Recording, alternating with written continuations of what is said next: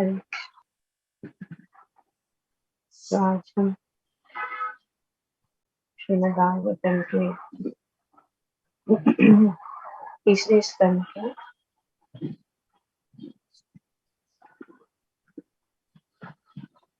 21वें अध्याय श्लोक संख्या 2 को पढ़ रहे हैं और उनको समझने की। तो ये अध्याय 21वां जो है उसका शीर्षक है मनु कर्दम संवाद। और एक्चुअली ये संवाद चल रहा है विदुर और मैत्रेय के बीच। और विदुर जी जो है मैत्रेय से अनेक प्रश्न पूछ रहे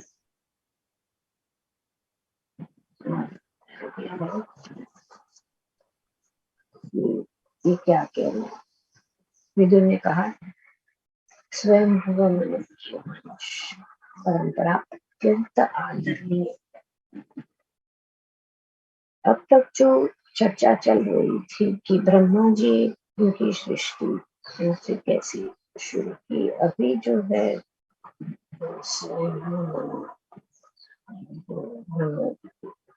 उनका जो है वर्णन किया जाए कि किस प्रकार से आगे ये सृष्टि।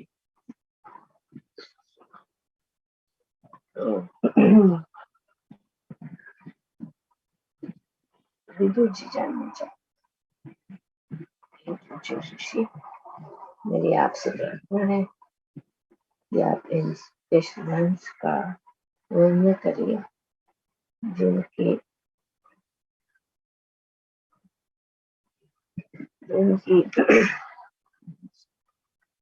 संपत्ति विश्व वृद्धि संभोग के द्वारा संभोग के द्वारा जो हुई है सृष्टि विषय और आगे यहाँ पे वर्णन किया जा रहा है। स्वयं के 2 पुत्रों धार्मिक नियमों अनुसार सप्तद्वीपों वाले इस संसार पर राज्य किया। तो इस प्रकार से कुछ और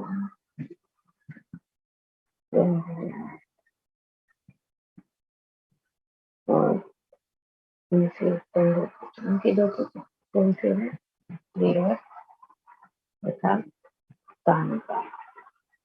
स्वयं भुवन की चर्चा की जा रही है। जैसे हम जानते हैं कि 14 मनु है, ऐसे ब्रह्मा जी के दिन में और उनमें से यहाँ पे स्वयं भुवन के 2 पुत्र का किया जा रहा है। उनके 2 पुत्र कौन से, प्रियव्रत तथा श्रील प्रभुपाद जी अपने तात्पर्य में वर्णन करते हैं कि श्रीमद् भागवत ब्रह्मांड के विभिन्न भागों में शासन करने वाले महान राजाओं का इतिहास है। तो ये श्रीमद् भागवत जो है ये अमल पुराण है। इस श्रीमद् भागवत में हम भगवान के विषय भगवान श्री कृष्ण की चर्चा, भगवान श्री कृष्ण के भक्तों की चर्चा और भगवान श्री कृष्ण की भक्ति और कैसे बढ़े इसका वर्णन है। पर इसमें इतिहास भी जो यहाँ पे बताया जाता है। तो इस इतिहास में बहुत सारे, जैसे कि जो ब्रह्मांड के अनेक महान है। और इस पृथ्वी पर भी अगर देखा जाए तो अभी बहुत सारे राजाओं का ये शासन हुआ। पहले पूरे पृथ्वी के एक ही सम्राट होते थे, इसीलिए यहाँ पे वर्णन किया कि सप्तद्वीप वो वाले के संसार पर राज्य किया तो एक ही राजा, बेसिकली इतने अलग अलग देश है, राज्य है, देश है, चाहे ये इन सब द्वीपों में, और ये सब द्वीप का भी वर्णन किया गया है। तो इस श्लोक की स्वयंभुव की दो पुत्रों प्रियव्रत तथा तनापात के नामों का उल्लेख। तो भले ही अनेक कितने राजा हो चुके हैं, लेकिन उनमें से मुख्य जो राजा है उनका वर्णन, उनका जो है चरित्र, इस प्रकार से वे राज कर रहे थे, क्योंकि वे धार्मिक राजा और उनकी कार्यकलाप जो है सुनने जानने बहुत जरूरी। इसलिए आगे चल के भी माता जी, I can hardly hear माता जी, कुछ समझ में नहीं आ रहा है। हरी बोल माता जी। I can hardly hear you माता। Very clear, माता जी. Okay, then I have to do something. Thank you for informing. The words are just rolling into each other. We can't hear, understand. Okay, just hold on a minute.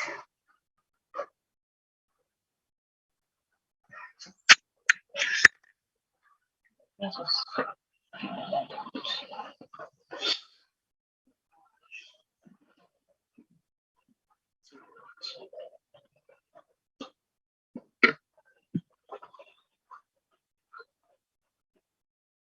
Can you hear me now? Yes, Mataji, we hear you, but if you is it better? Yes, better. A lot better. A lot better. Thank you. Okay. So we can continue. तो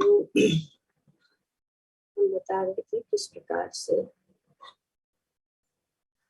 इस विश्व के इतिहास में बहुत सारे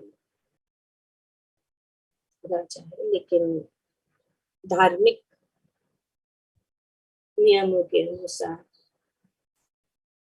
वे अपना राज्य करते थे। लेकिन कुछ जो है इन महान राजा जो है उनका वर्णन या इनका इतिहास श्रीमद् भागवतम में हमका है।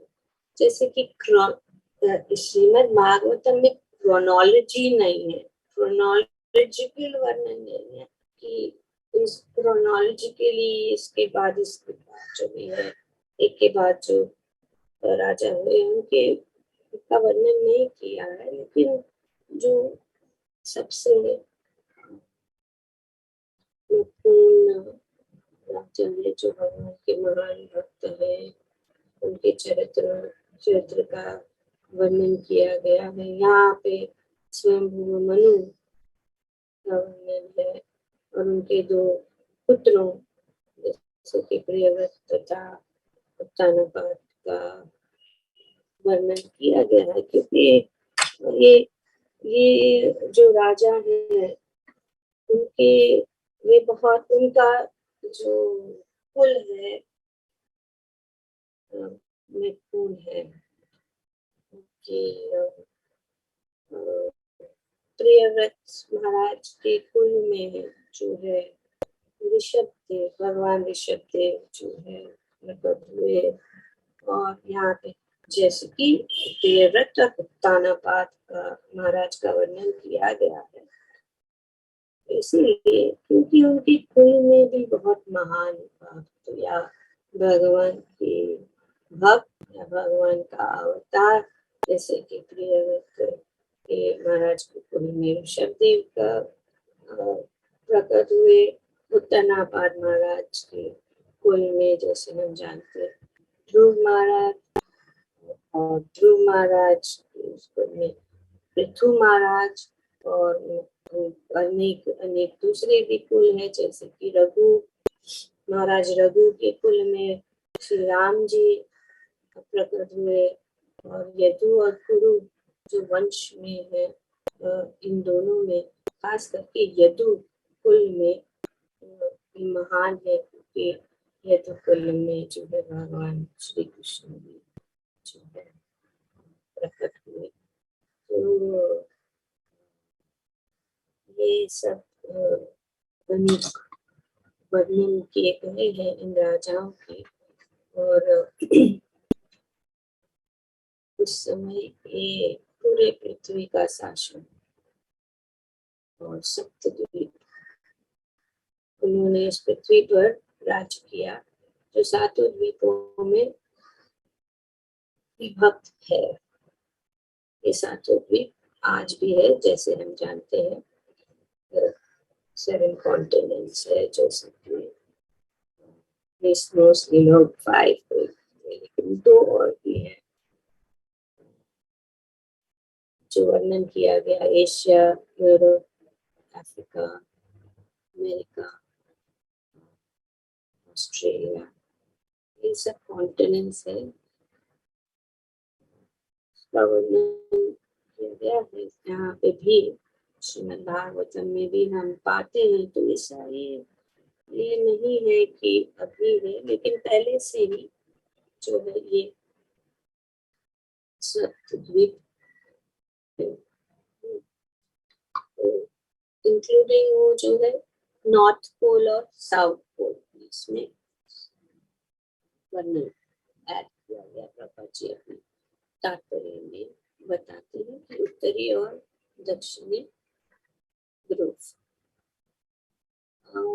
और यद्यपि श्रीमद् भागवत में समस्त भारतीय राज्यों का तिथिवार इतिहास नहीं है। तिथिवार मतलब क्रोनोलॉजिकली इतिहास है, लेकिन महत्वपूर्ण राजाओं के कार्यकाल जैसे कि प्रियव्रत तथा उत्तानपाद, तो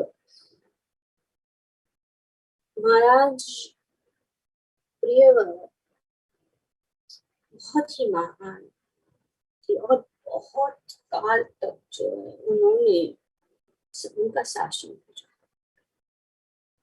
कहा गया है कि प्रियव्रत महाराज ने 11 अर्बुद वर्षों तक ब्रह्मांड पर शासन और काल तक शासन किया। और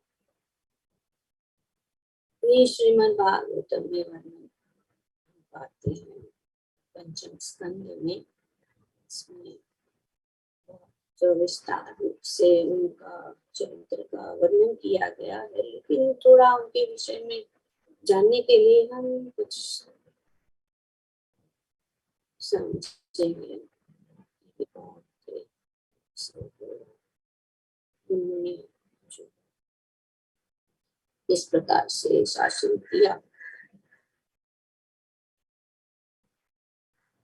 जिस समय वे अपनी बलशाली भुजाओं से धनुष की डोरी खींच डाली थी, उस समय धार्मिक जीवन के नियमों को न मानने वाले उनके विपक्षी विश्व पर शासन करने के उनके अद्वितीय शौर्य से डर कर न जाने कहाँ भाग जाते थे। इतने धार्मिक राजा थे कि वे ये देखते थे कि सब जगह धर्म का पालन किसके साथ, अपने धनुष को लेकर खींच रख देख कि सब लोग जो धार्मिक नियमों के अनुसार चल रहे कि नहीं, और जो लोग नहीं चलते थे वे इतने बलशाली थे कि वे जो है उनके शौर्य को देख के डर के मारे न जाने कहाँ भाग जाते थे, तो ये भाग जाते थे। तो इसीलिए वे सबसे महान राजा थे। उनके राज्य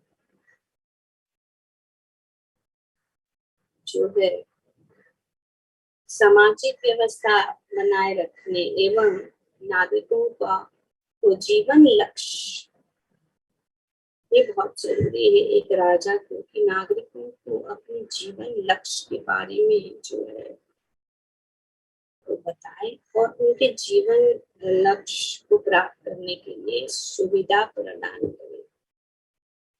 सामाजिक व्यवस्था बनाए रखने एवं नागरिकों को जीवन लक्ष्य अर्थात आध्यात्मिक ज्ञान की ओर क्रमशः अग्रसर होने के लिए अवश्य है कि वर्णाश्रम धर्म के नियमों का पालन किया जाए।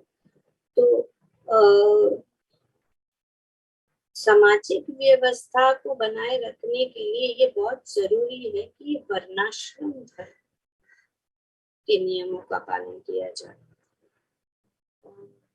प्रभुपाद जी ने भी बहुत बल दिया है एक दैवी वर्णाश्रम कि ये वर्णाश्रम धर्म बहुत महत्वपूर्ण है। आज समाज में अगर जो भी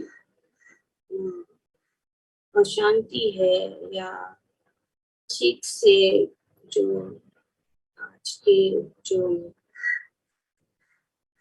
शासनकार है वे जो है इसको नहीं पालन करते हैं और इसके लिए समाज में बहुत डिस्टर्बेंस है, क्योंकि ये भगवान ने ही दिया है इस समाज को चलाने के लिए। 4 वर्ण और 4 आश्रम बहुत महत्वपूर्ण है। और प्रियव्रत महाराज जो है वे इस वर्णाश्रम धर्म के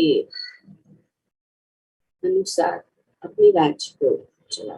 वर्णाश्रम धर्म के पालन में महाराज इतने कठोर थे, बहुत कठोर थे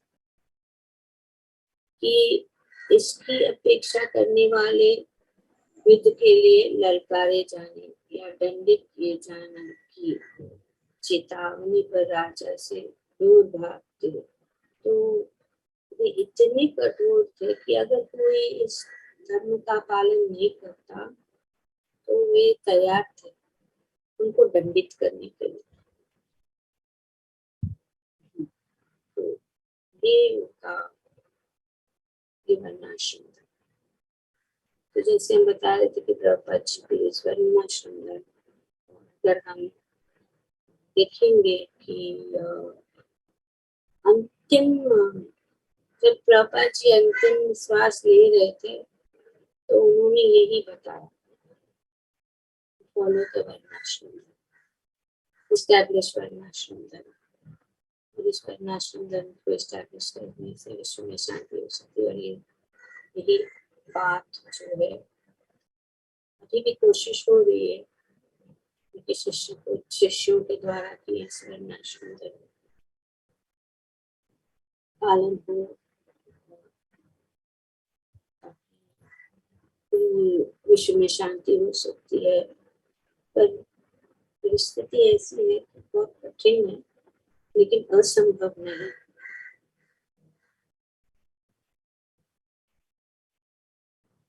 दरअसल महाराज प्रियव्रत को अपने दृढ़ संकल्प के कारण लड़ने की आवश्यकता नहीं पड़ी, क्योंकि वे इतने दृढ़ थे कि उनको किसी को, वैसे तो वे अपने बाण के धनुष के ऊपर बाण लेके घूमते थे कि कोई भी अगर नहीं पालन करे, लेकिन वे इतने दृढ़ संकल्प थे कि वर्णाश्रम धर्म के पालन के विषय में कि वे जो है अपना बाण लेके घूमते थे, लेकिन उनको उसको चलाने की आवश्यकता ही नहीं पड़ी, क्योंकि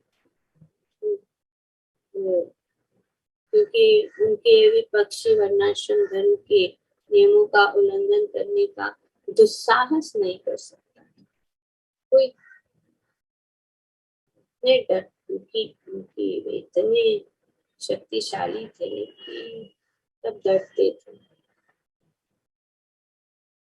कहा गया है कि जो मानव समाज वर्णाश्रम धर्म द्वारा चलती नहीं है, वह बिल्लियों तथा कुत्तों के पशु समाज से बढ़कर नहीं है। अतः महाराज प्रियव्रत ने अपने असाधारण तथा अद्वितीय शौर्य से वर्णाश्रम दंड को दृढ़ बनाए रखा। ये बिल्कुल बात थी महाराज प्रियव्रत। और वे अपना शासन इस तरह करते थे कि समाज में कोई भी जो है, किसी को भी कोई कष्ट ना हो, ताकि वे जो है धर्म का पालन। तो इस प्रकार सुचारू रूप से राज्य करते हुए राजा प्रियव्रत एक बार परम बलशाली सूर्य देव की परिक्रमा से असंतुष्ट हुए। इतना तक ये सूर्य देव क्या कर रहा है, इस सूर्य देव जो है ठीक से परिक्रमा नहीं कर रहा है,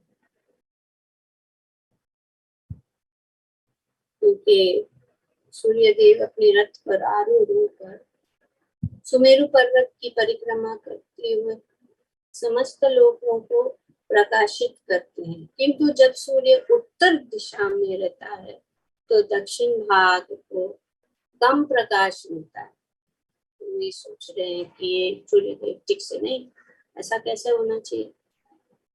वो जो ऊपर उत्तरी दिशा में जा रहे तो दक्षिण भाग में प्रकाश कम मिलता है, तो सब हमेशा के लिए प्रकाश सब जगह जो है अच्छी तरह से होना चाहिए।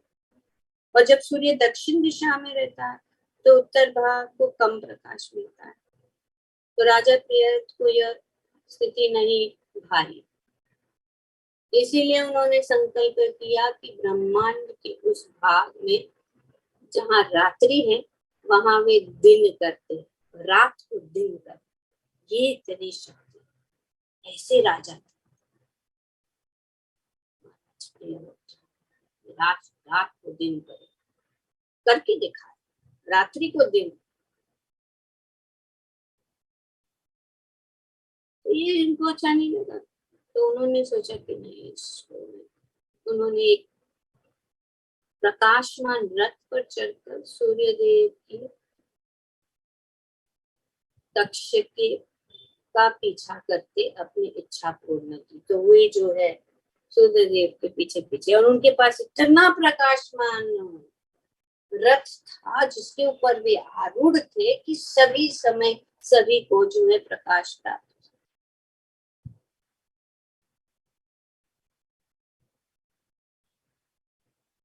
ऐसे विस्मयजनक कार्यकलाप इसीलिए कर पाए क्योंकि उन्होंने भगवान की उपासना के द्वारा शौर्य अर्जित किया था। तो वे कहाँ से आ, ये भगवान के महान कि भगवान की उपासना के द्वारा शौर्य अर्जित किया था। ये सभी भगवान की शक्ति।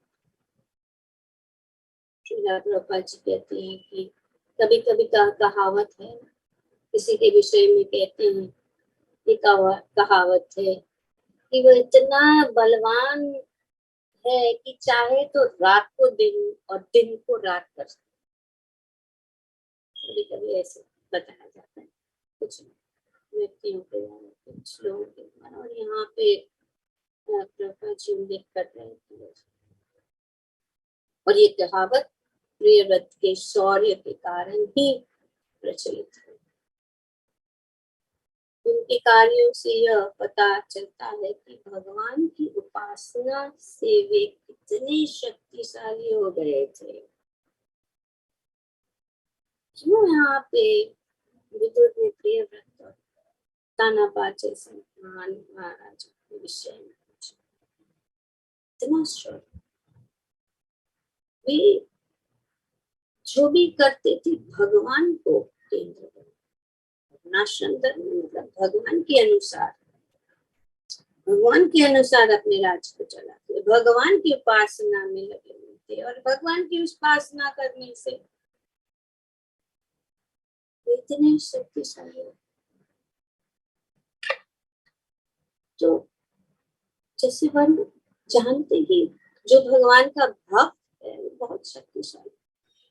भगवान कृष्ण को योगेश्वर कहा जा गया है, जैसे कि भगवद गीता में भी वर्णन है 18वें अध्याय में संजय बताते हैं कि यत्र योगेश्वर कृष्ण, तो कहा गया कि जहां जहां योगेश्वर रहते हैं वहां वहां विजय, धन तथा ऐश्वर्य रहता है। ऐसे महान राजा जैसे कि प्रियव्रत, ऐश्वर्य, उनका विजय, उनकी शक्ति, योगेश्वर कृष्ण। भक्ति इतनी बलशाली होती है, हम जानते नहीं। हम जो कर रहे हैं तो बहुत निम्न, बहुत छोटा नाम के लिए करते हैं, बताया गया है तो करते हैं, इस प्रकार से कर रहे हैं। लेकिन उनकी जो शक्ति है इतनी बलशाली है जो हम यहाँ जानते हैं भगवान के भक्तों के द्वारा। प्रियव्रत महाराज के विषय में तो हमने तो नहीं सुना था ज्यादा राजा, लेकिन हम नहीं जानते। श्रीमद् भागवतम के द्वारा हम जान सकते हैं इन महान भक्तों के द्वारा किस प्रकार से वे भगवान के पूर्णतया जो शरणागत होकर अपने राज्य को चलाते। साधारण राजा नहीं थे, वे राज ऋषि थे। राज्य चलाते हुए भी उनको इतना ऐश्वर्य, इतना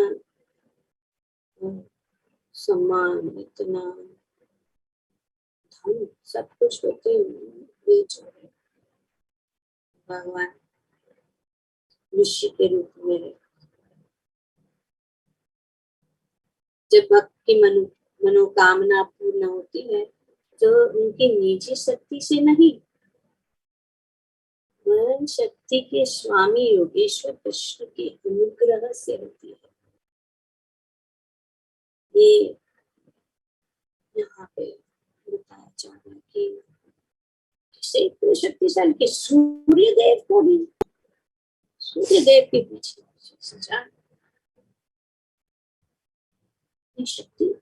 शक्ति अगर है भक्तों में, जो भी शक्ति है वो शक्ति के स्वामी योगेश्वर के अनुग्रह से। अगर हम थोड़ा सा भी करते हैं तो हम सोचते कि हमने किया। यहाँ पे हमें समझ सकते इतने बड़े बड़े महान राजा है, वे इतने शक्तिशाली है, हम तो उनके सामने चींटी भी नहीं है। पर वे अपनी शक्ति को अपनी शक्ति नहीं मानते, भगवान की ही शक्ति।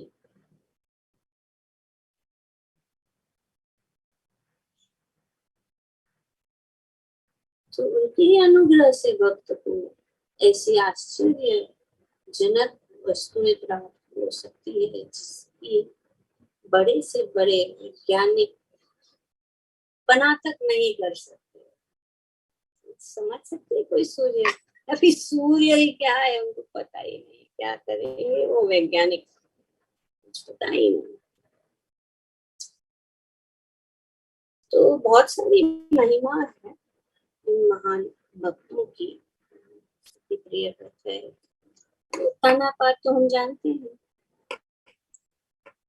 कोई बता सकता है तानापात कौन है? किसी को याद है? I can't see all actually. कौन देवता था? ठीक है, समय नहीं गवाएंगे। तानापान जैसे हम जानते हैं, ध्रुव महाराज के पिता राज ऋषि तानापान, ध्रुव महाराज के पिता वे राज ऋषि।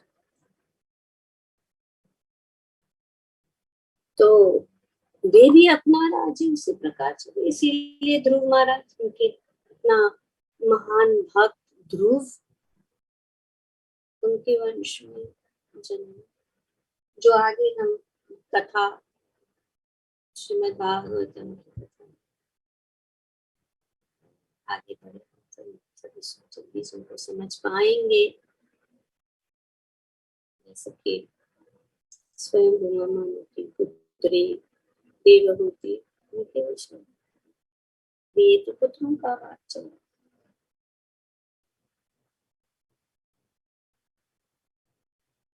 उनका भी उनकी महिमा और चले आगे जाकर इस स्कंद में। तो ध्रुव महाराज के तानापात की कथा तो हम जानते हैं। ध्रुव महाराज किस प्रकार से उनकी दो पत्नियां थी, एक ज्यादा प्रिय थी दूसरी नहीं, और ध्रुव महाराज जो है इस प्रकार से जो अप्रिय पत्नी के पुत्र होने के कारण महाराज तानापात को ध्यान नहीं दे रहे थे। ध्रुव महाराज जो है क्रोधित होकर अपने घर को छोड़कर जंगल में तपस्या करी, क्योंकि उन्होंने उसको कहती है माँ, उसकी माँ ने उसको कहा कि तुम अगर जो कुछ भी तुम्हें चाहिए तुम भगवान की शरण ग्रहण करो। उन्होंने कहा कि भगवान कहाँ मिलते हैं? भगवान जंगल में मिलते हैं, तो तुम चले जाओ। 8 साल का 8 साल की आयु में ध्रुव महाराज ने जो है अपने पिता से भी जो है दिव्य राज्य चाहने के लिए इस भौतिक इच्छा कि मुझे अपने परदादा से भी ज्यादा महान राज्य चाहिए, तब मैं मेरा ये जो दुख है जो मैंने पाया है अपने पिता ने मुझे स्वीकार नहीं किया, तो उसके लिए मैं जाऊंगा और मैं भगवान को प्रसन्न करूंगा और फिर मैं उनको उनकी कथा जानते हैं। इस प्रकार वे जा रहे थे, नारद मुनि मिले। कहाँ जा रहे? मुझे छोटे बच्चे 5 साल के, जगह घर चले जाओ, जंगल आपके लिए नहीं है, इसमें बहुत सारे खतरनाक जो है पशु है, परिस्थिति ठीक नहीं। जो है उन्होंने दृढ़ संकल्प लिया था कि मैं हासिल करके ही रहूंगा और मैं तपस्या करूंगा। तो तपस्या का वर्णन किया गया श्रीमद् भागवत में भी, कठोर तपस्या की, पर क्योंकि नारद मुनि की कृपा से, महाभागवतों की कृपा से जो है सब कुछ सरल हो जाता है। उन्होंने उनको सरल मार्ग दिखाया कि इस प्रकार से वे भगवान, कि उन्होंने एक ही मंत्र उनको दिया, ओम नमो भगवते वासुदेवाय। तुम इस मंत्र का जाप करो, भगवान तुरंत प्रसन्न हो जाएंगे, जल्दी प्रसन्न हो जाएंगे। वही हुआ। तो इस प्रकार से उत्तानापाद में जब पता लगा कि जब उन्होंने अपने यशस्वी ध्रुव के महाराज के यशस्वी कार्य के विषय में सुना और स्वयं भी देखा कि वे कितने प्रभावशाली और महान है, तो उसने वे अत्यंत प्रसन्न हुए। तो पहले तो उनको नहीं माने, पर बाद में जब उनको पता क्योंकि ध्रुव महाराज के कार्य अत्यंत विस्मय कार्य। तो I may just take another 5 minutes. Is that okay, Mataji? Just finish this up, just a few things. Mataji, can you hear me? हरे कृष्ण। कसुबा माता जी। जी माता जी।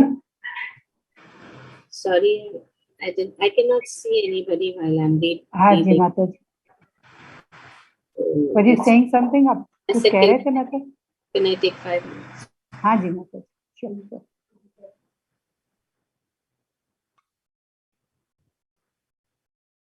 तो जब ध्रुव महाराज जंगल में तपस्या कर रहे थे, वे तो उनके पिता उत्तानापाद ने उनके आश्चर्यजनक कार्यकलापों के संबंध में सब कुछ सुन लिया था।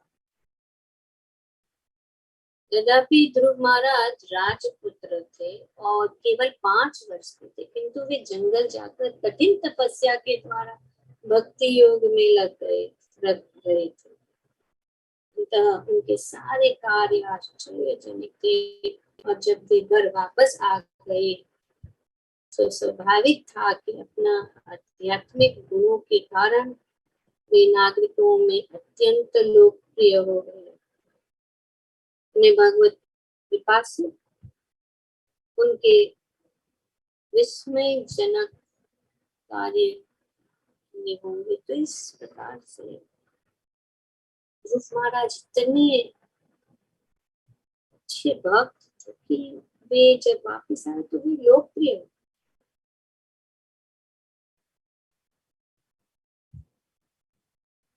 ये तानापाद जो थे वे भी कोई सामान्य राजा नहीं थे, वे राज ऋषि थे।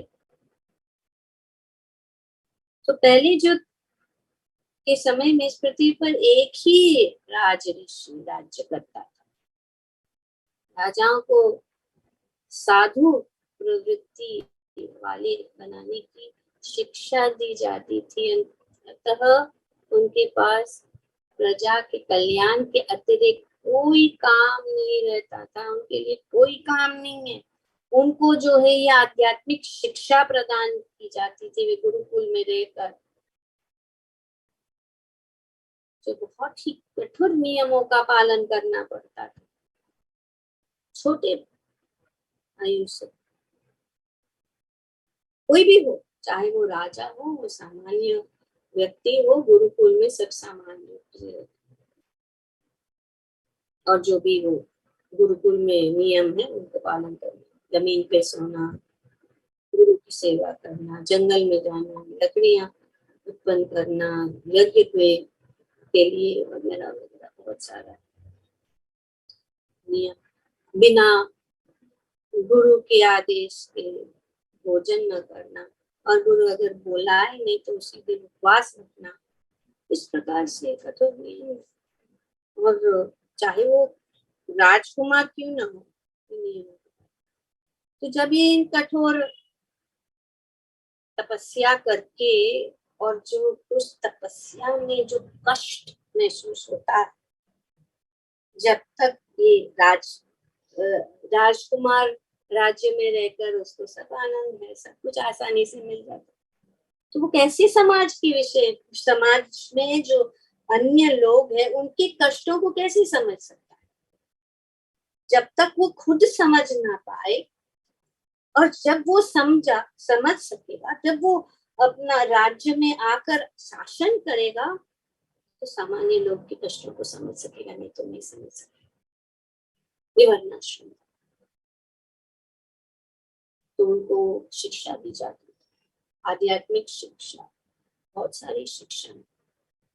इस राज ऋषियों को समुचित शिक्षा दी जाती थी, और जैसे कि भगवत गीता में उल्लेख है कि ईश्वरीय ज्ञान अथवा भक्ति योग, जिसे भगवत गीता कहती है, राज ऋषि सूर्य को प्रदान किया गया। तो ये हम जानते हैं। पहले ये सब जो है महान महान राज ऋषि है, इन राज ऋषियों को प्रदान किया है।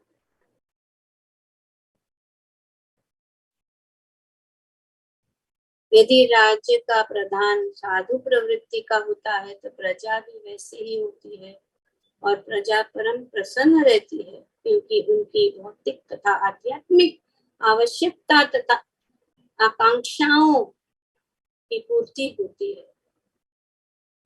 तो अब उन्होंने देखा कि महाराज उत्तनापाद ने देखा कि मेरा पुत्र ध्रुव महाराज राज्य का भार संभालने के लिए समुचित बहुत हो चुका है, तो उसने अपने मंत्री की सहायता से तथा प्रजा को भी प्रिय है, तो उन्होंने ध्रुव को इस लोगों के सम्राट के रूप में सिंहासन पर बिठा दिया। तो महाराज उत्तानापाद ने तुरंत जो है अपने पुत्र को की जो है गुणों को देखकर उन्होंने जो है उनको अपने राज सिंहासन पर बैठा दिया।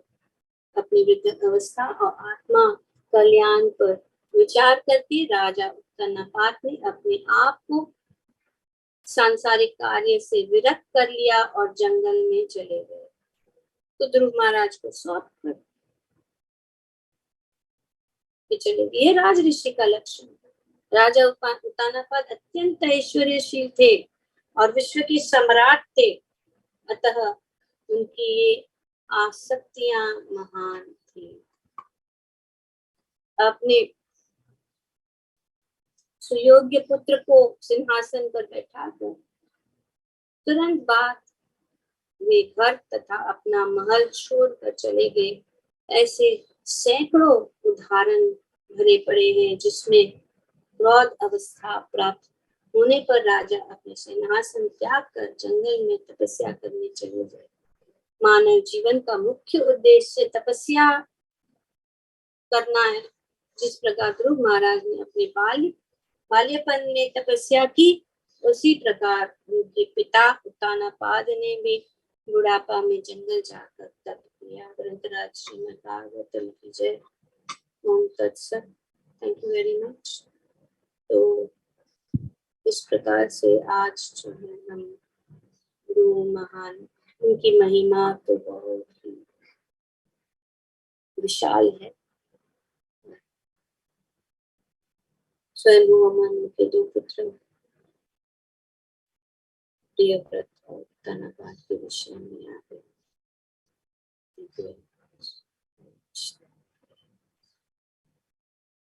एक question. Any comments? Okay, look at the 5 minutes.